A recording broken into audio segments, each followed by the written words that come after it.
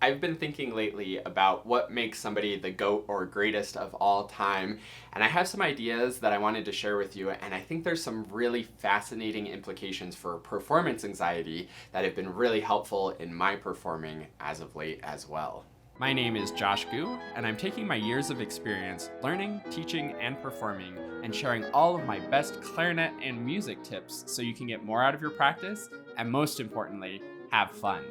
You can learn more about all of my many resources at quickstartclarinet.com, and don't forget to subscribe to this channel and hit the bell to get notified when I post new videos.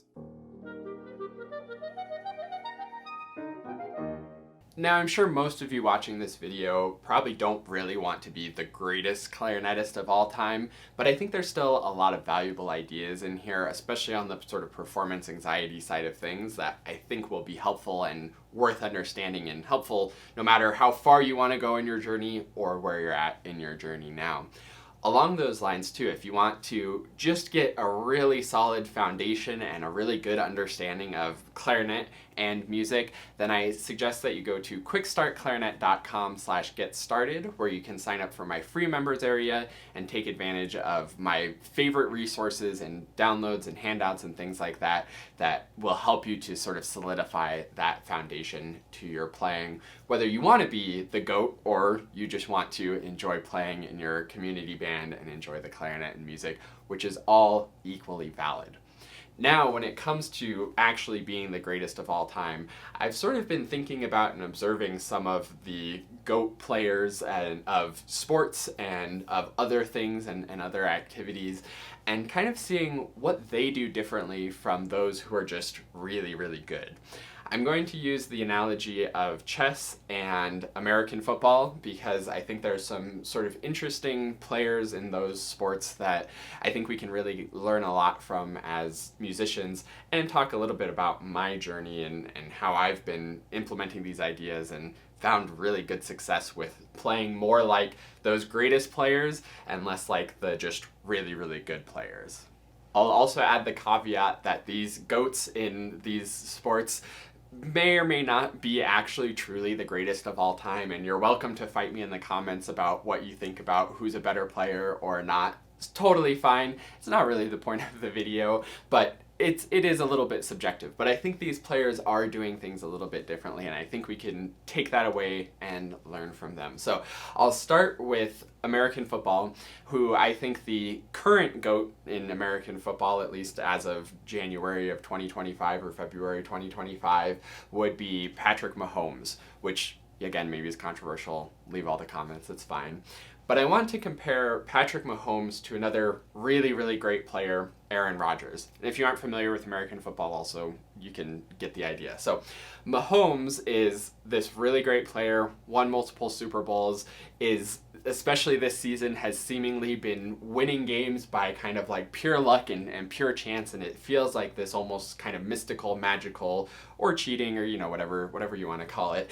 And then you have Aaron Rodgers, who really great quarterback, Hall of Fame player, had a terrible season, and sure, he's coming from an injury or whatever, but I think there's kind of a different mindset, and I think you can even see it in how they play. So you have Patrick Mahomes, who is just out there kind of having fun with it almost seems like. Yes, he's passionate, yes, he's intense, yes, he wants to win, and he's very competitive, but there's this kind of different level. Whereas if you look at Aaron Rodgers, it's kind of this almost defensive. He's supposed to be really good. He was supposed to come to the Jets and make them not a terrible team like they've been for all of my lifetime pretty much. And he had kind of all of this pressure on him and these really high stakes that he's supposed to be really good. This is his chance to prove that he's really good and actually make this happen. And I think that distinction is what's really important. This kind of having fun with it, like Patrick Mahomes does, versus this pressure to be great that Aaron Rodgers is probably feeling. And I think that's the thing that kind of separates the truly greatest of all time from just the really, really great players. And even Aaron Rodgers, a lot of people would put him in the sort of GOAT conversation for American football until maybe the past couple of seasons. So it's that kind of difference in pressure and that difference in sort of attitude that I think makes all the difference. You can see this also in chess, where I think less people will argue with this, and this is a little less controversial, that Magnus Carlsen is probably the GOAT of the chess world. And you look at him playing these other players who are all very, very, very, very good, and even the very best chess players will say that when they play Magnus, it's this kind of different experience where he has a feel for the game that's just at a completely other level. And when you hear the other great players talking about chess, they're thinking about all of these moves and these patterns of moves that they're taking and seeing and explaining it all really in depth. And then you hear Magnus talking about chess and he's like, oh yeah, like that's a good idea, that's kind of fun, that's kind of interesting, like just really casual and really nonchalant. And I think it's that same kind of energy where he's just kind of having fun with it and not taking himself too seriously with it. And I think that's one of those key things that separates the truly greatest of all time from just the really, really, really great players. And I had a fun kind of experience with this in my own playing as of late that I've been kind of doing in my performances, is I realized that I went to some performances with much, much higher stakes than other performances. I play in a community band with my wife, literally just for fun, and those performances I'm always really relaxed, and I play pretty well also. And then I have other performances that are sort of my professional performances or my new gigs, and I find myself kind of panicking and freaking out in the first rehearsals, and sometimes even through the performances with my heart racing because I'm trying to prove myself. And it's a completely different kind of playing, where in one I'm just kind of playing for fun and enjoying it, and another I'm kind of trying to prove myself. And the funny thing, from the listener's perspective and from my colleagues' perspective, I don't think my playing is any better or worse in any of those settings.